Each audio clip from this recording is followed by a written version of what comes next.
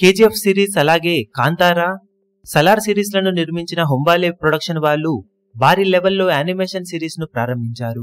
అందులో భాగంగా ఆడియన్స్ ముందుకు మహావతార్ నరసింహ అనే యానిమేషన్ మూవీ బాక్సాఫీస్ దగ్గర హరిహర వీరమల్లు సినిమాతో పోటీపడి రిలీజ్ అయింది.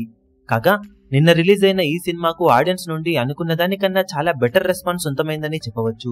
2 గంటల 10 నిమిషాల రన్ టైమ్ తో రూపొందిన ఈ యానిమేషన్ మూవీలో గ్రాఫిక్స్ అబ్బురపరిచాయని చెప్పాలి. ముఖ్యంగా క్లైమాక్స్ లో గ్రాఫిక్స్ మాత్రం ఊహకందని రేంజ్ లో ఉన్నాయని చెప్పవచ్చు. ఒక యానిమేషన్ మూవీలా కాకుండా రియల్ గా గ్రాఫిక్స్ అబ్బురపరిచాయని చెప్పాలి. రీసెంట్ టైమ్ లో వన్ ఆఫ్ ద బెస్ట్ అనిపించే విధంగా సినిమా గ్రాఫిక్స్ ఉన్నాయి. స్టోరీ పాయింట్ అనేది అందరికీ తెలిసిందే. దేవతలందరినీ శాసించాలని హిరణ్యకశిపుడు ఒక వరం తీసుకోగా ఆ వరం తీసుకున్న తర్వాత మహావిష్ణువు అనేవారే లేరని దేవుని కొలిచే వాళ్ళందరినీ చిత్రహింసలు పెడుతున్న సమయంలో మహావిష్ణువు స్వయంగా నరసింహావతారంలో ప్రత్యక్షమయ్యి హిరణ్యకశిపుడిని ఎలా వధించాడు అన్నది మొత్తం మీద స్టోరీ పాయింట్.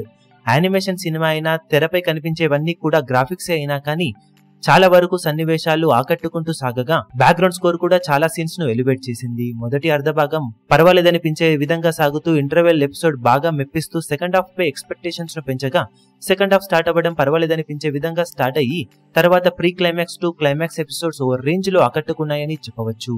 రీసెంట్ టైమ్ లో ఇండియా తరపున వచ్చిన one of the best animation movies లో ఈ సినిమా ఒకటిగా నిలుస్తుంది అనడంలో ఎలాంటి సందేహం లేదు.